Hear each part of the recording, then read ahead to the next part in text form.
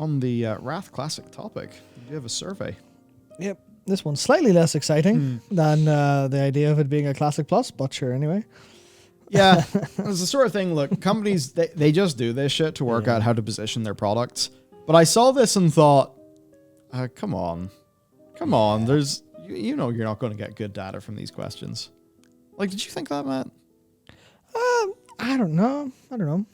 Well, just, like, some of them were like, you know, how much would you like to pay for this? A lot of times people are just going to choose the cheapest option.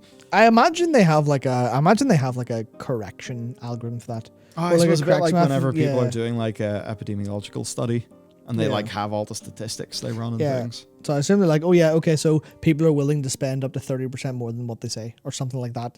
And then they adjust for that kind of thing. Maybe. I don't know.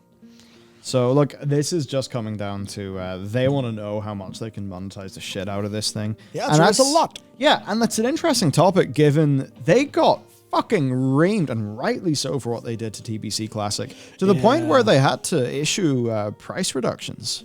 Yeah, yep. On things Big like time. they were forced to change. So if they go even more greedy than they did with TBC, like that would be kind of surprising. I can't imagine it. Anyway, so rated from extremely appealing to not appealing at all. They talk about having a mount from Wrath Classic usable in Modern WoW. No, I'm all right. Cheers. A character transfer, which allows you to move characters to other realms, different WoW accounts or BNet accounts.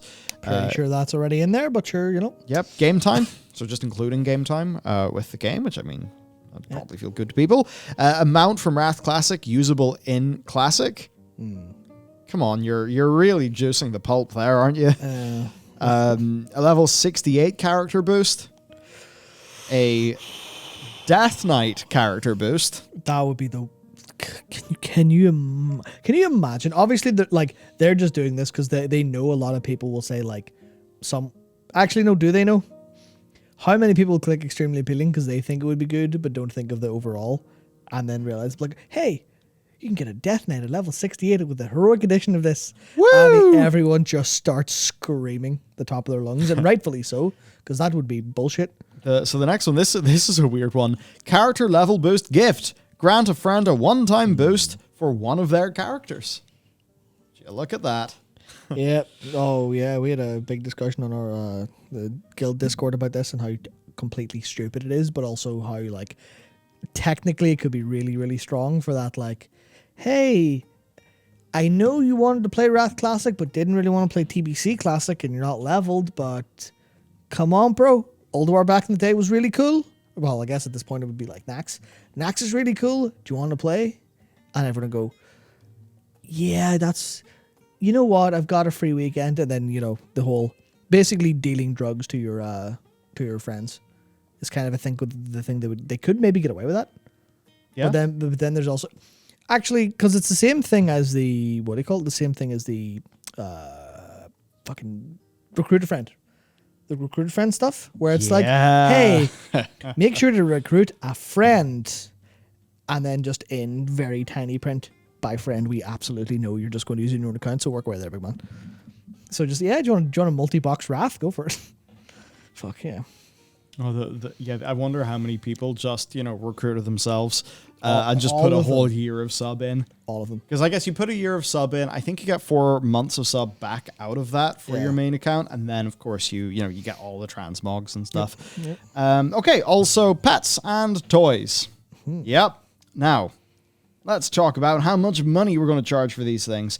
So character level boost, option A is $49.99 or $49.99 or $29.99. So character level boost, Death Knight level boost. I mean, if they were both the same price, that would be insane.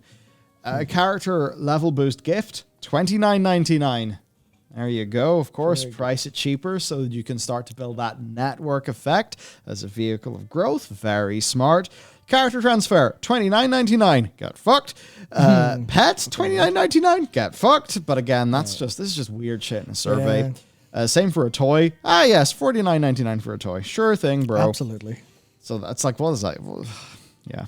A Wrath-themed mount usable in Classic WoW or Modern WoW. I mean, that just breaks it. No, don't cross the streams. You can't do that. That's the thing. I think they're going for it.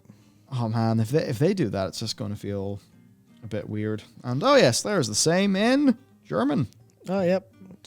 Yeah, so yeah, these are bundles, so it's like asking what kind of, what bundle, which of these bundles would you rather buy?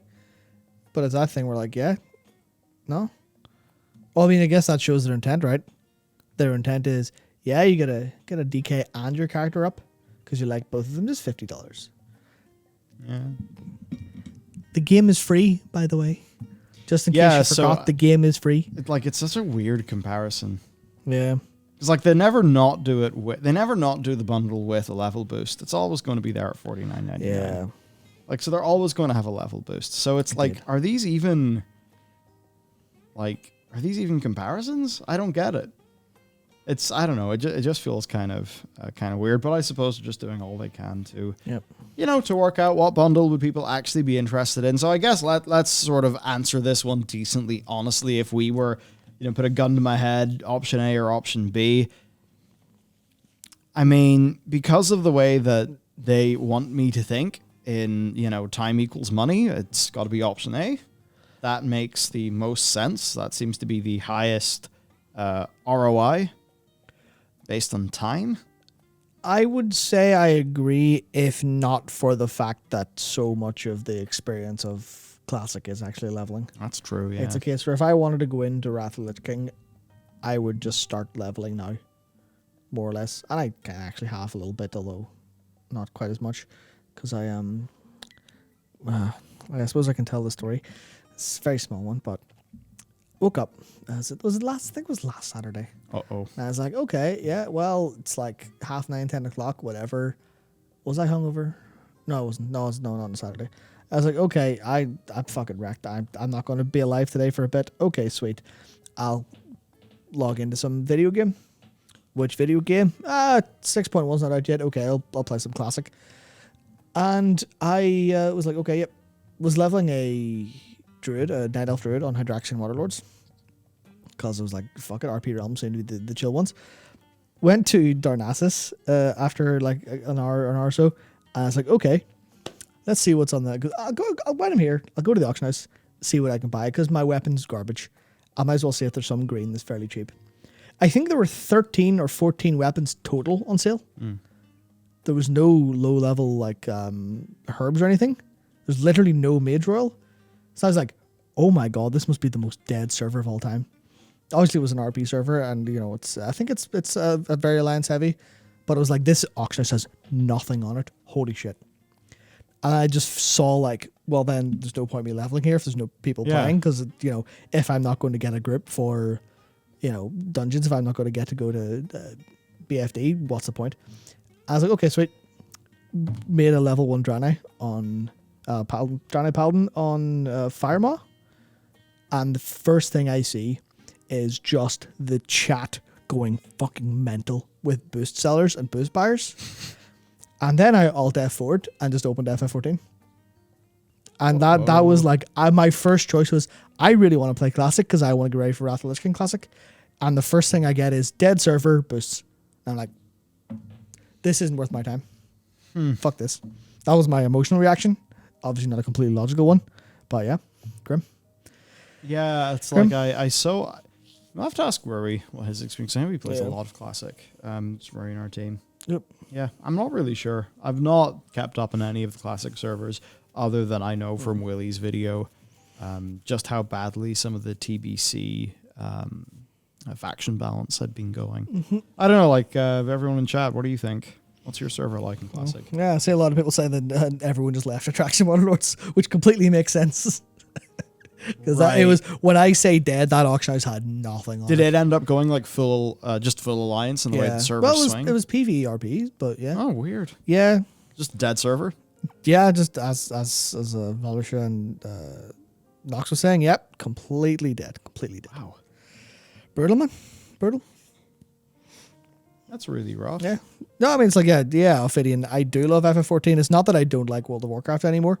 It's that the story's literally you were trying to play WoW instead of FF. I was trying to play it instead, and I didn't.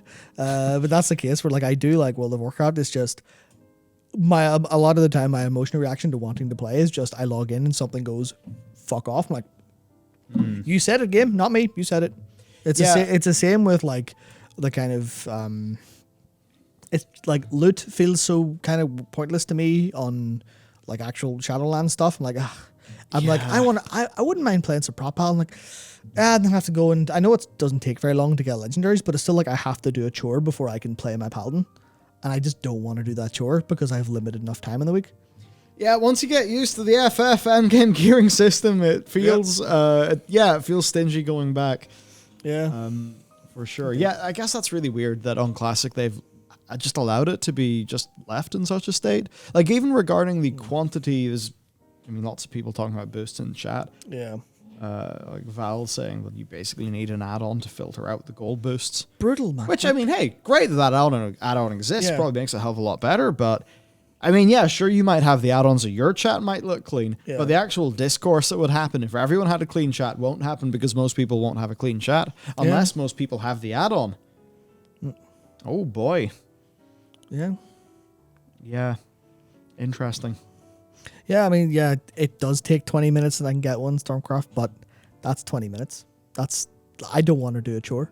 If I had 20 minutes to do a chore, I'd do my laundry, I'd clean my room. Yeah, but I sit down. Start friction. Yeah, I sit down to play the game. It's like, man, this is not. And it's not even just like that. It's that every little negative experience compounds, and when there are other games that don't have negative like experiences that push me out, it happens. And it's not like I'm not trying to be like super like hyper editorial or anything like and try to push a point or something. It's how I feel when I'm playing the game, and it's kind of frustrating. I imagine it happens to a lot of people. Obviously, you can push through it if you like really want to, but that's the thing where it's alternatives kind of keep cropping up for me. It's awkward. I mean, with that attitude, you can call any game mechanic a chore, but it's a thing of it's literally I want to do X. There is a wall in my way. That's the problem. Yeah, in some other games that wall doesn't exist because of how those games are designed. Yeah. Therefore, when it's this game versus that game, one game is, in the game that doesn't have those walls, you can just immediately start doing the thing you want to do, and that's always going to be a strength that those games have. But that's all. I mean, that's also one of the things that has pushed the industry in a certain direction that maybe is not always good, because sometimes having a little bit of a fictitious experience like Classic was when Classic came out, that can be a positive thing on the grander scale. So it's a funny little thing with our modern brains in gaming. Yep, indeed.